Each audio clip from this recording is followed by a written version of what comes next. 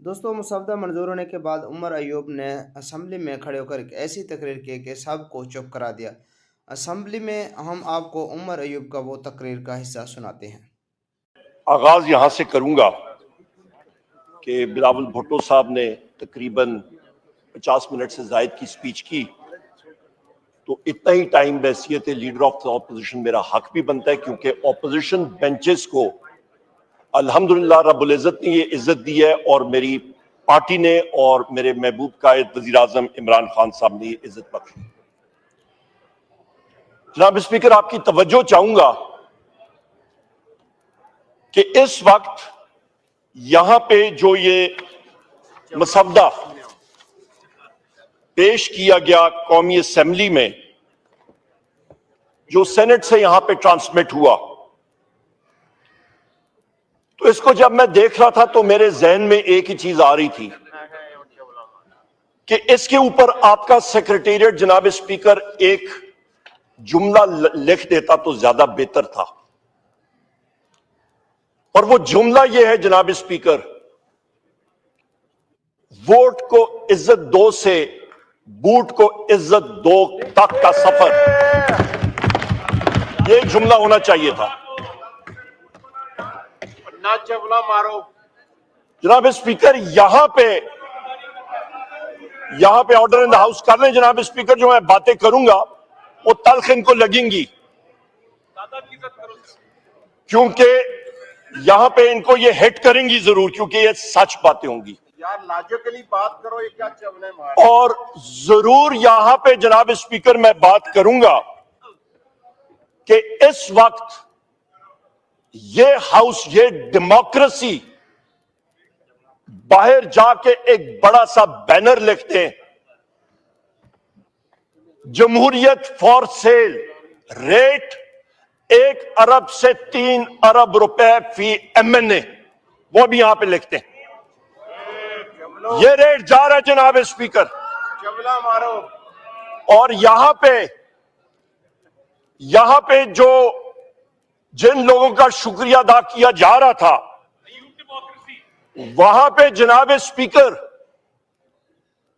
नामालूम लोगों को भी ये शुक्रिया अदा कर देते तो बहुत बेहतर होता।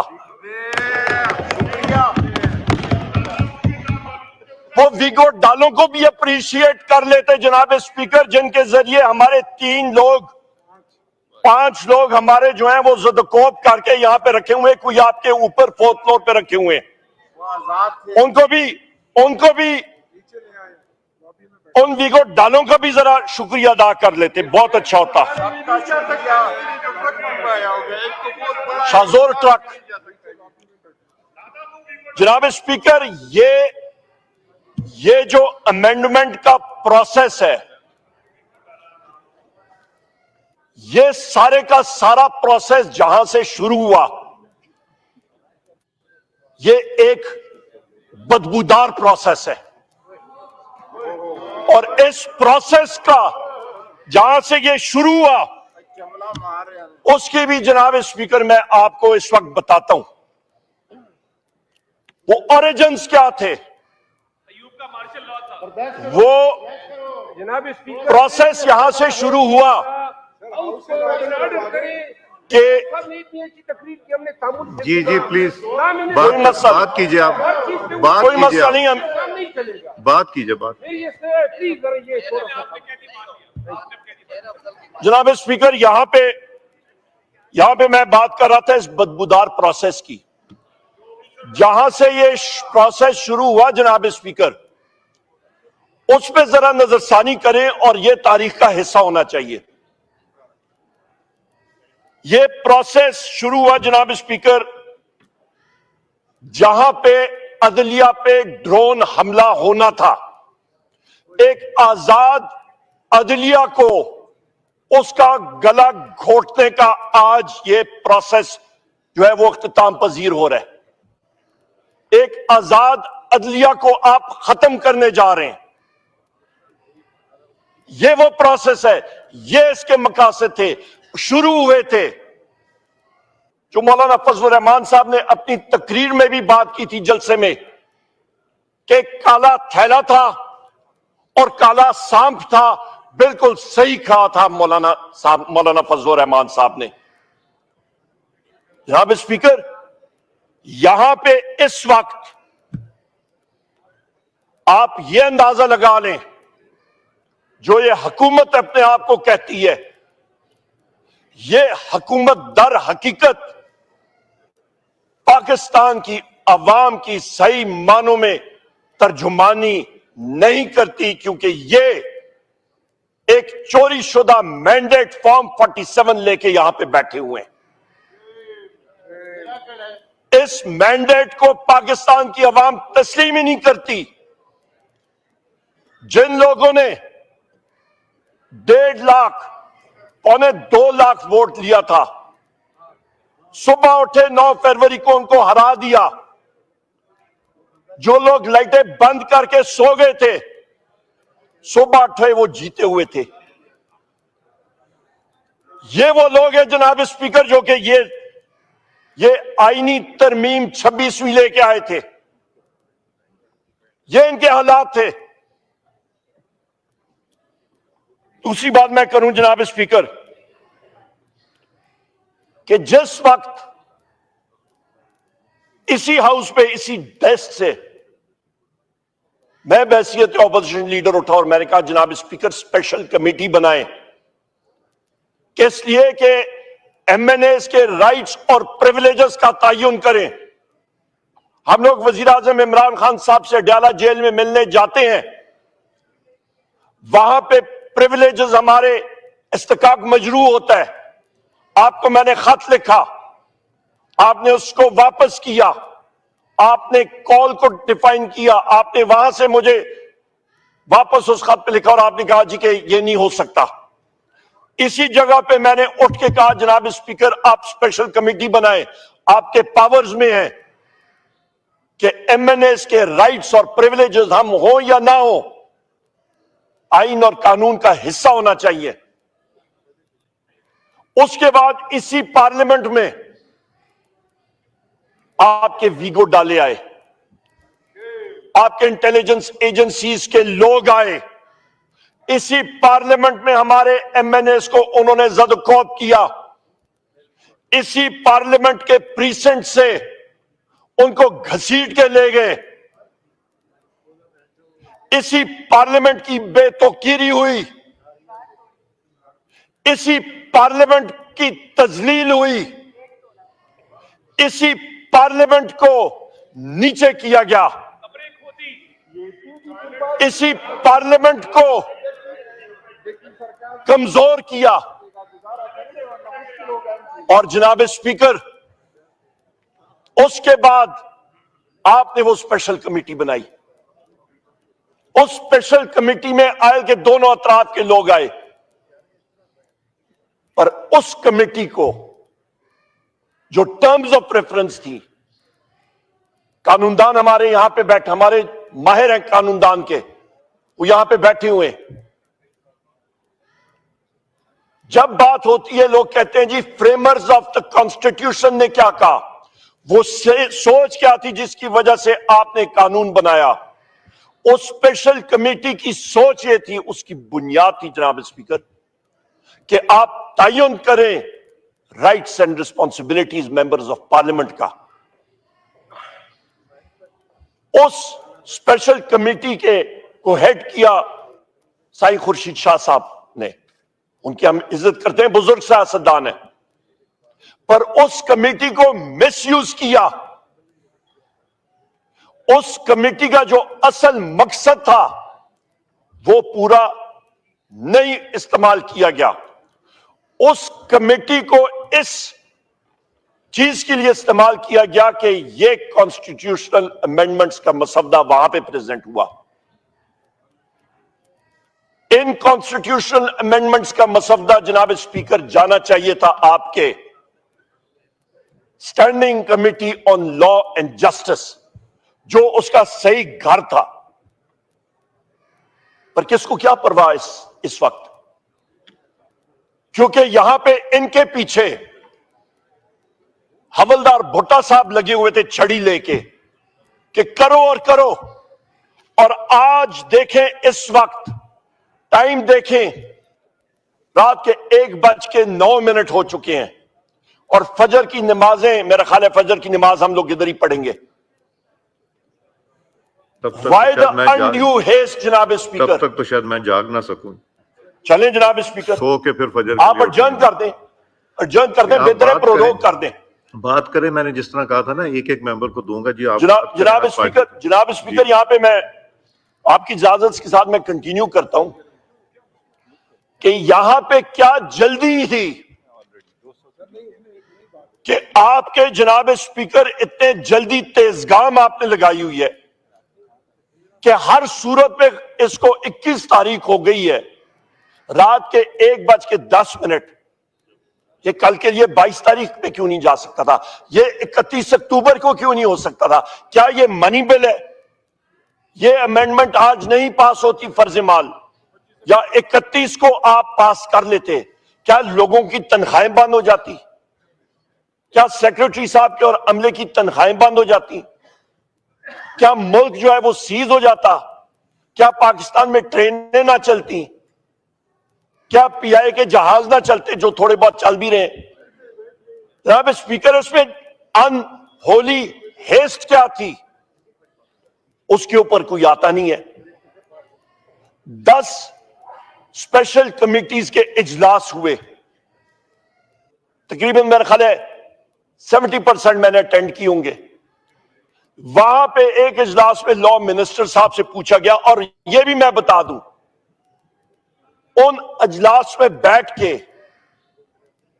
लॉ मिनिस्टर साहब को भी नहीं पता होता था मसवदा है क्या। इनसे पूछा जाता था, कहते थे जी आ रहा है, मेरे पास नहीं आया। ओ भाई, आपने मसवदा बनाना था, किधर से आ रहा था? 502 वर्कशॉप से कोई मिस्त्री बना के आपको इधर भेज रहा था?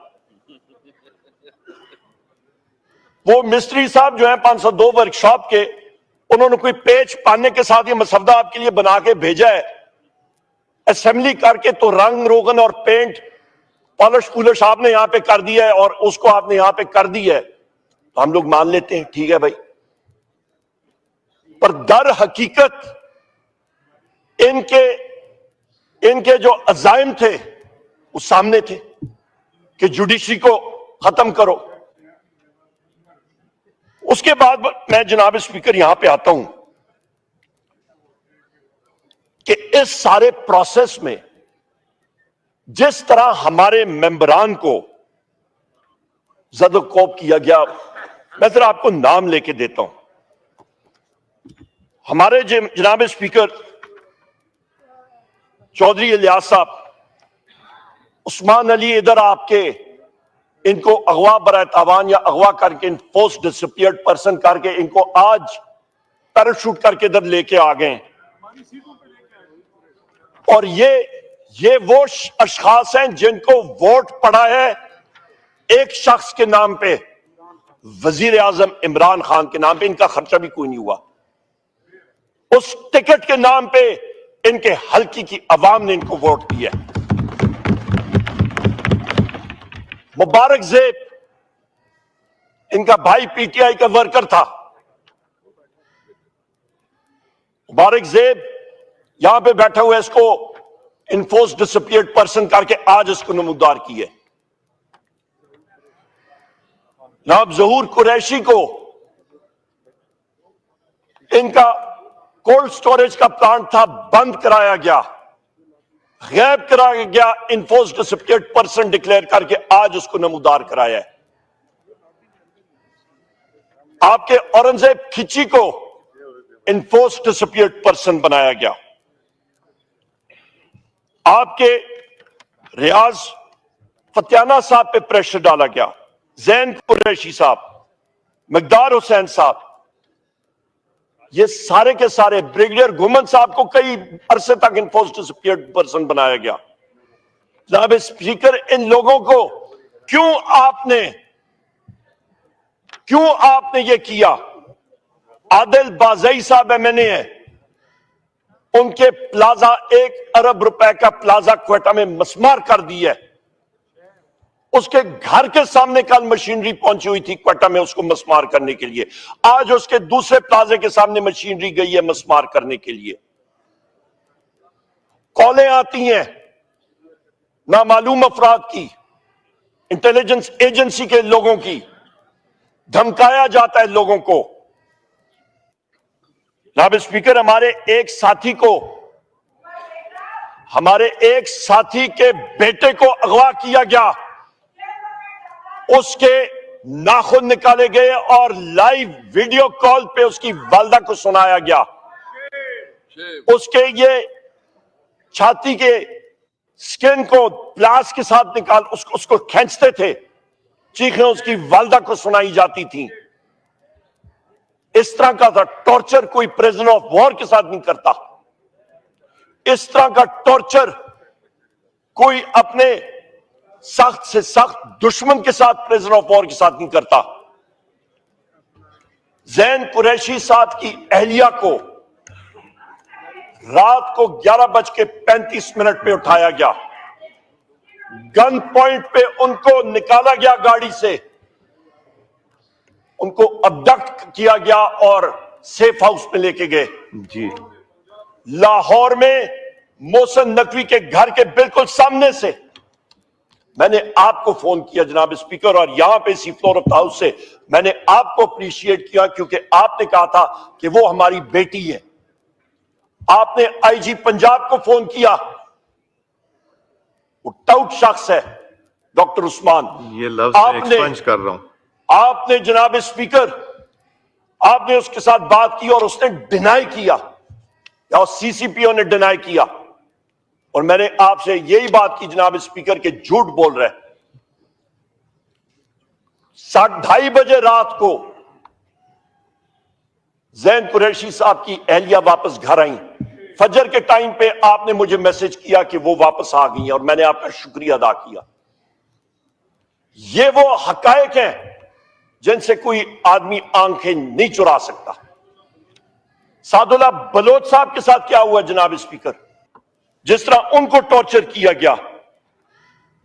मिकदाद अली खान साहब को इन्फोर्स डिसअपीयर्ड पर्सन, रास्ते में आ रहे थे, उठा लिया गया। शफकत अवान साहब इसी हाउस के मेंबर, एडवोकेट है बाय प्रोफेशन, उनके ऑफिस को, उनके घर के अंदर गए पंजाब पुलिस और सफेद कपड़ों में मलबूस लोग, नामालूम लोग, वीडियोस बनाते गए, लोगों को मारा पीटा और कहा कि ऊपर हमने भेजनी है। सादुल्लाह बलोच साहब की वाइफ को, उनकी अहलिया को, उनके बेटे को ज़दकोप किया, तशद्दुद का निशाना बनाया। उसामा मेला साहब एमएनए, उनके घर गए, उनके स्टाफ को मारा पीटा, उनके बिजनेस को तबाह बर्बाद किया। रियाज फतियाना साहब के बेटे को 2 बार अगवा करके ले गए और कोई उनका पता नहीं था। इंतजार पंजोता साहब वजीर आजम इमरान खान साहब के एडवोकेट हैं, आज तक वो गायब है। 11 दिन हो गए इन्फोर्स डिसअपीयर्ड पर्सन। हमारे पीटीआई के सदर हैं दाऊद शाह साहब बलोचिस्तान में। अमेंडमेंट पे भी आ जाइए प्लीज। जी जी, मैं उस पर आता हूं जनाब स्पीकर। आपने बिलावल साहब को कुछ नहीं कहा, मैं भी तामुल से आप बात सुने। ये नहीं हो सकता आप एक स्टैंडर्ड रखें और हमारे लिए दूसरा स्टैंडर्ड रखें। विद ड्यू रिस्पेक्ट जनाब स्पीकर। नहीं, आप बात करें अमेंडमेंट के ऊपर प्लीज। मैं बिल्कुल आऊंगा जनाब स्पीकर, आप हमारे साथ तामुल से पेश आइएगा प्लीज। ये दाऊद शाह साहब, उनको इन्फोर्स डिसअपीयर्ड पर्सन बनाया गया। ये सारी इस अमेंडमेंट के बारे में मैं बता रहा हूं। हाजी इम्तियाज साहब इस हाउस के मेंबर हैं, और यहीं पे मैंने आपका शुक्रिया अदा किया क्योंकि वो भी इन्फोर्स डिसअपीयर्ड पर्सन थे। जहां पे जिस सेल में उनको रखा गया, जिस तरह कब्रनुमा सेल होता है, इंटेलिजेंस एजेंसीज वालों के पास था। जनाब स्पीकर, यहां पे मैं आपको बताऊं जनाब स्पीकर, मुबीन जट साहब, उनके घर पे जाके उनका कारोबार बंद कर दिया गया है, उनको तशद्दुद का निशाना बनाया गया है। जावेद इकबाल वड़ाइद साहब, MNA हमारे, उनका कारोबार बंद, उनके घर की दीवारें उड़ा दी, घर मसमार किया गया। हमारी पार्लियामेंट्री लीडर साहिबा जरताज गुल साहिबा, उनको जिस तरीके से ढोंगे तरीके से उनको अरेस्ट किया गया, सिर पर दुपट्टा नहीं लेने दिया गया, उनको नंगे पांव उठा के वो ले गए। ये हालात हैं जनाब स्पीकर आपके। इस वक्त हमारे बुशरा बीबी जेल में, जी वजीर आजम इमरान खान साहब की हमशीरा गान दोनों जेल में। किस लिए? प्रेशर डालने के लिए। वजीर आजम इमरान खान साहब का टोटल ब्लैकआउट कर दिया गया है। कल हमारा डेलीगेशन गया उनसे मिलने के लिए। उनको जनाब स्पीकर, उनके सेल में 5 दिन से बिजली कोई नहीं है, ना कोई अखबार की फैसिलिटी, ना कोई टेलीविजन की फैसिलिटी। उनको बिल्कुल आइसोलेशन में रखा हुआ। जनाब स्पीकर, ये वो हालात है, वो वजीर आजम रह चुके हैं इस मुल्क के, और ये पहिया बहुत जल्दी घूमता है। जनाब स्पीकर, यहां तक ये भी सिर्फ नहीं, ये तो मैं PTI की बात कर रहा हूं। मौलाना साहब के साथी यहां पे बैठे हैं। JUI के सेनेटर साहिबान को उठाया गया, उनको जदोकोब किया गया। यहां पे मैं आपको बताता चलूं जनाब स्पीकर, अख्तर मेंगल साहब के हवाले से, वो आज आए थे सेनेट में अपने मेंबरान देखने के लिए। अख्तर मेंगल साहब का रेजिग्नेशन उन्होंने आपको भेजा हुआ है, आपने एक्सेप्ट नहीं किया। बहसियत कौमी असेंबली, वो टेक्निकली इस वक्त भी कौमी असेंबली के मेंबर थे, उनको सेनेट की गैलरीज में नहीं अलाउ किया गया। क्यों? हम उनसे आपसे पूछते हैं जनाब स्पीकर, पार्लियामेंट हाउस का वो क्यों नहीं उनको अलाउ किया गया? क्योंकि नसीमा एहसान साहिबा उनकी सेनेटर जी, और कासिम रंजो साहब, उनके बारे में मैं बताता हूं जनाब स्पीकर। नसीम एहसान साहिबा हैं एलिया सैयद एहसान शाह साहब के। एहसान शाह साहब 5 बार वजीर रह चुके हैं बलूचिस्तान गवर्नमेंट में। जनाब स्पीकर, इनका सितंबर में इनको धमकियां मिलनी शुरू हुई। इनका पेट्रोल पंप सील कर दिया गया, जो इनकी जमीन थी उसकी अलॉटमेंट कैंसिल कर दी गई। इनका बेटा 15/10/2024 को बाहर से आया, उनको उठाया गया, इन्फोर्स डिसअपियर्ड पर्सन बनाया गया, अबडक्ट किया गया, और उसके बाद नसीम एहसान साहिबा का जो फ्लैट है C308 जी, उस पे उनको एक किस्म का मैसूर करके रख दिया गया। अख्तर मेंगल साहब के लोग उन्होंने भेजे उनसे मिलने के लिए। इस्लामाबाद पुलिस और सफेद कपड़ों में मलबूस लोग, नामालूम लोग वहां पे थे, उनको नहीं मिलने दिया। अगले दिन जी उमर साहब, अगले दिन जनाब स्पीकर, नहीं जनाब स्पीकर, ये मैं बर्दाश्त नहीं करूंगा, सॉरी। यहाँ पे ये सारी ये मैं कॉन्स्टिट्यूशनल अमेंडमेंट्स के बारे में बात कर रहा हूँ। बात कीजिए ना कॉन्स्टिट्यूशनल अमेंडमेंट पे। नहीं जनाब स्पीकर, ये कॉन्स्टिट्यूशनल अमेंडमेंट्स की बात हो रही है, यही बात होती है। नहीं जनाब स्पीकर, आपकी सारी तकरीर जितनी जनाब स्पीकर, आई स्ट्रांगली प्रोटेस्ट। हम लोग फिर यहाँ पे होंगे नहीं। आप कॉन्स्टिट्यूशनल जनाब स्पीकर, आई एम सॉरी, ये हमारा हक है अमेंडमेंट में। जनाब स्पीकर, ये हमारा हक है। नहीं, हक तो वही है ना। एटीट्यूड ठीक नहीं है इस वक्त रात के 1:30 बज रहे हैं, आधे घंटे से आप बात कर रहे हैं कॉन्स्टिट्यूशनल। जनाब स्पीकर, ये गलत आप कर रहे हैं जी। आप कॉन्स्टिट्यूशनल अमेंडमेंट जनाब स्पीकर, मैं कर रहा हूं, मुझे आप टोके ना यहाँ पे। आई एम सॉरी, हम लोग पूरे बात करेंगे। जनाब स्पीकर, अगले दिन शहबाज शरीफ का लंच था, वहां पे इनको नसीम साहिबा को कहा गया कि आपने हर सूरत जाना है, और इनको फोर्स किया गया कि वहां पे जाएं। इसके बाद जनाब स्पीकर, यो मिनट, जिस वक्त जनाब स्पीकर मेंगल साहब ने चेयरमैन सेनेट के साथ कांटेक्ट किया, उन्होंने मैं कुछ करता हूं, चेयरमैन सेनेट ने एश्योरेंस दी। उसका नतीजा यह था कि उसी रात उनको अगवा किया गया जनाब स्पीकर। कासिम और आज वो नमूदार हुए। कासिम रंजो साहब के साथ क्या हुआ? जनाब स्पीकर, जिस दिन आपकी एससीओ की मीटिंग हो रही थी, उनकी जमीनों को सिंध में गैंगस्टर्स ने ऑक्यूपाई किया और रेंजर्स ने और पुलिस ने उनको तहफ्फुज दिया। जनाब स्पीकर, वो 14 तारीख को डायलिसिस के लिए शिफा इंटरनेशनल गए।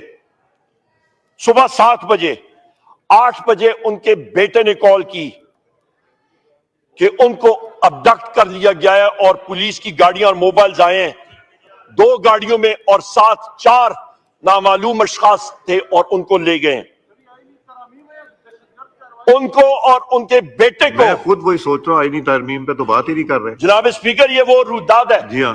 अली मोहम्मद खान साहब बैठ जाए। अली मोहम्मद खान साहब के नहीं जी हाँ, अली मोहम्मद खान साहब कह रहे हैं बैठ जाए। आईनी तरमीम पे बात करने लगे। जनाब स्पीकर, कौन सी वाली क्लॉज पे? यहाँ पे उनको और उनके बेटे को पिकअप कर दिया गया और उनको उस वक्त लाया जाता था जिस वक्त उनकी डायलिसिस होती थी। जनाब स्पीकर, आज उनको जिस तरीके से लाया गया, टिंटेड ग्लास की वाइट करोला में लाया गया और जिस तरह उनको उठा के सेनेट में लाया, मेंगल साहब को मिलने भी नहीं दिया उनसे। मेंगल साहब का ये मैसेज है यहां पे, उनका ये मैसेज है जनाब स्पीकर, ये पाकिस्तान की अवाम के नाम पे कि उन्होंने जमहूरियत को फरोग देने की कोशिश की, पर इस वक्त अख्तर मेंगल साहब इस असेंबली से, इस जमहूरियत से दिल बर्दाश्ता होकर उन्होंने अपना रिजाइन किया और उन्होंने कहा है कि हम लोग कैसे इस प्रोसेस का हिस्सा बने जब हमारे लोगों को दीवार के साथ लगाया जा रहा है और यह सलूक किया जा रहा है। मेरा यहां पे जनाब स्पीकर सवाल है, शहबाज शरीफ से यह सवाल है कि जो मैंने आज ये सारे केसेस आपको सुनाए, क्या ये सारे के सारे फैशिस्ट एक्शंस इनकी मर्जी से हो रहे हैं, इनकी ईमा पे हो रहे हैं, और या इनके ईमा पे हो रहे हैं जनाब स्पीकर कि ये कॉन्स्टिट्यूशनल अमेंडमेंट जो फोर्सफुली यहां पे लाई जा रही है, तो फिर शर्म आनी चाहिए, क्योंकि ये जमहूरियत को दफन करने के सारे अज़ाइम है। यहां पे जनाब स्पीकर, यहां पे फजल रहमान साहब ने जो मुस्बत रोल अदा किया हैसियत ऑपोजिशन के मेंबर के, हम लोग उसको अप्रिशिएट करते हैं। और यहां पे मैं कहता चलूं जनाब स्पीकर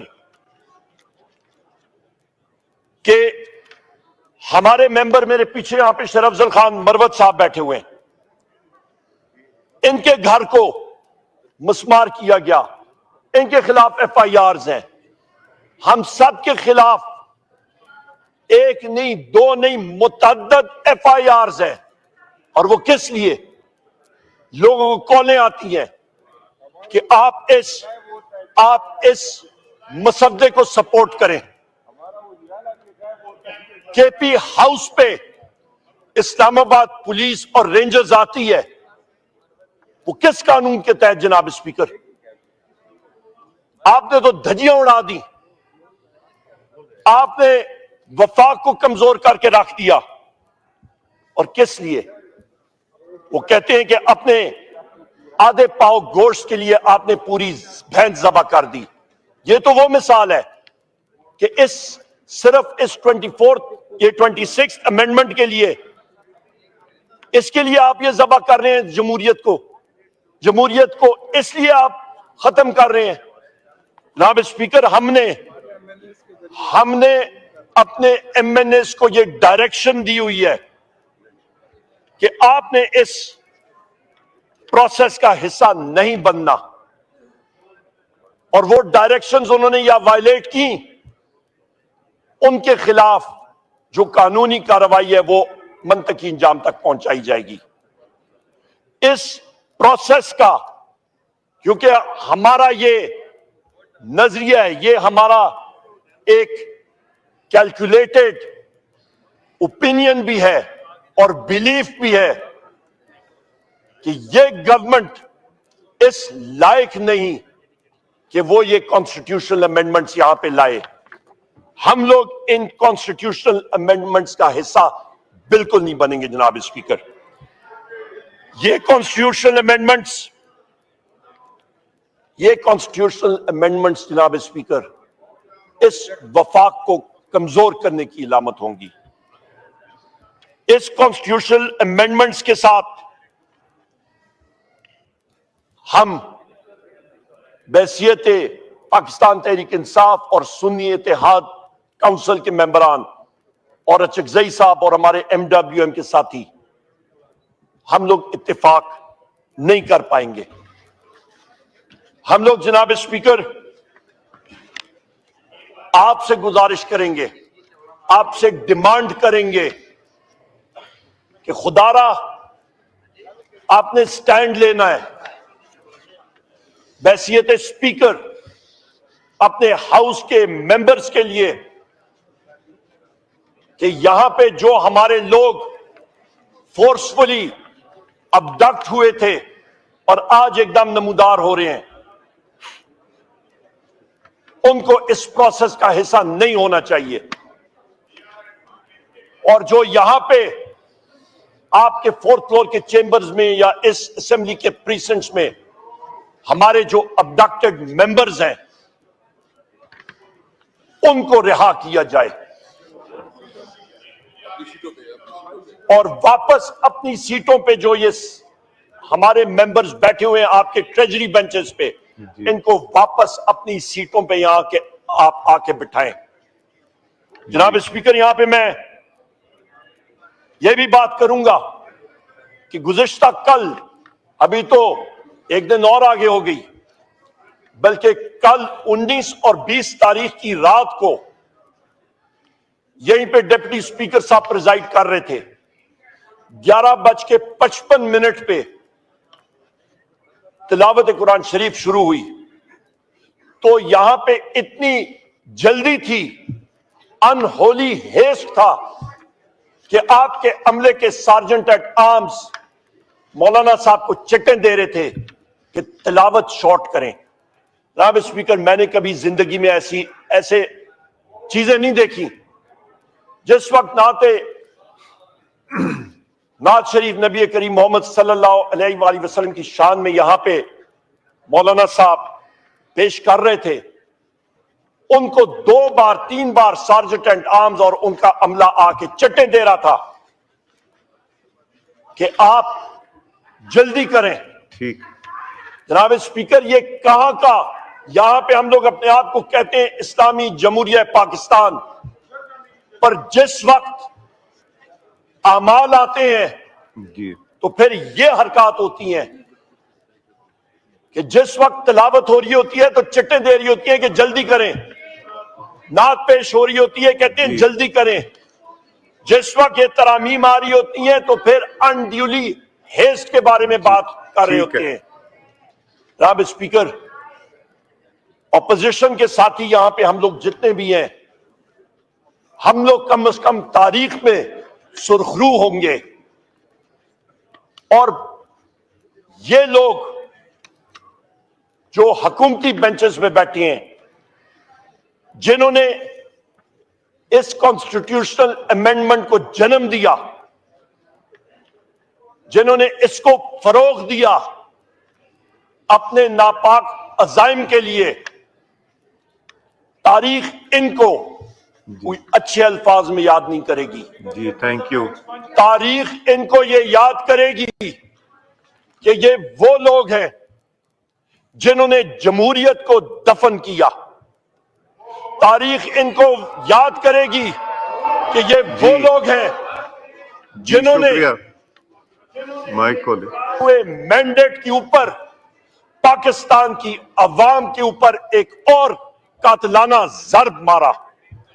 जनाब स्पीकर जी, थैंक यू। मैं यहां पे बोले कि जिस वक्त 18वीं तरमीम पेश हो रही थी, उस वक्त आपके साथियों ने यहां पे 9 महीने लगाए थे 102 आर्टिकल्स पे तरमीम के। आज जनाब स्पीकर इन 27 आर्टिकल्स पे अमेंडमेंट के लिए जी दिनों के अंदर अंदर इसको फाइनलाइज किया जा रहा है। जी ठीक है। जनाब स्पीकर, ये एक इंडाइटमेंट नहीं है, चार्जशीट नहीं है इस हुकूमत के खिलाफ, तो और क्या है। मैं आखिर में फिर कहूंगा, कहां 9 महीने की काविश और कहां पे 1 या 2 हफ्ते के अंदर अंदर खत्म करने की कोशिश, और वो भी यहां पे लॉ मिनिस्टर को भी नहीं पता कि वो मसवदा है क्या। थैंक यू उमर साहब। बिल्कुल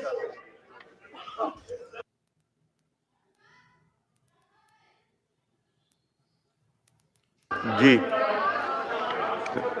माइक खोलें जी, शुक्रिया। माइक आप कीजिए प्लीज। जनाब स्पीकर जी, जनाब स्पीकर, हमें पता है कि यहां पे आपको भी जल्दी है, इनको भी जल्दी है, मुझे तो बहुत क्योंकि जल्दी- यहां पे बूट को इज्जत दो का सिलसिला जा रहा जी है। हाँ। यहां पे मैं बात कर रहा हूं जनाब स्पीकर के 9 महीने की काविश थी 18वीं तरमीम में। कहां 9 महीने की काविश और कहां पे 1 हफ्ता 2 हफ्ते 1 दिन में, और पुश कर रहे हैं किस लिए। मौलाना साहब आप गए हुए थे मेरा ख्याल है नमाज पढ़ने के लिए, मैं आपको अप्रिशिएट कर रहा था।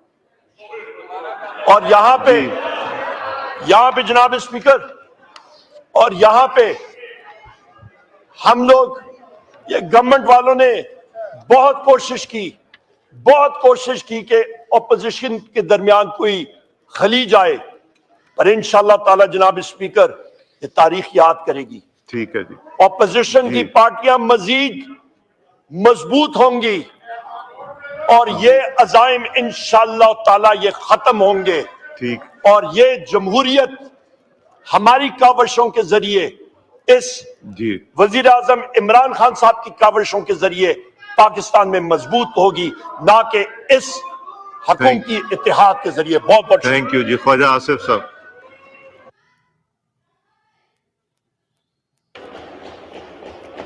ये आपका माइक इधर है, लेफ्ट साइड पे। Khwaja Sahab left side. दोस्तों, उमर अयूब की तकरीर का हिस्सा तो आपने सुना होगा। तकरीर का सिर्फ एक ही मकसद होता है कि ये तकरीर रिकॉर्ड का हिस्सा रहे, ताकि ये हमेशा एक असम्बली का जो भी तकरीर होता है वो उसका लफ्ज़ ब लफ्ज़ लिखा जाता है और वो हमेशा के लिए रिकॉर्ड का हिस्सा बन जाता है। दोस्तों, उमर अयूब का तकरीर आपको कैसा लगा, और ये मसवदा मंजूर होने के बाद आप लोग भी अपने राय का इज़हार ज़रूर दीजिएगा कि क्या ये मसवदा सही था। हो सकता है हमारे अवाम की बेहतरी के लिए ये मसवदा सही होगा।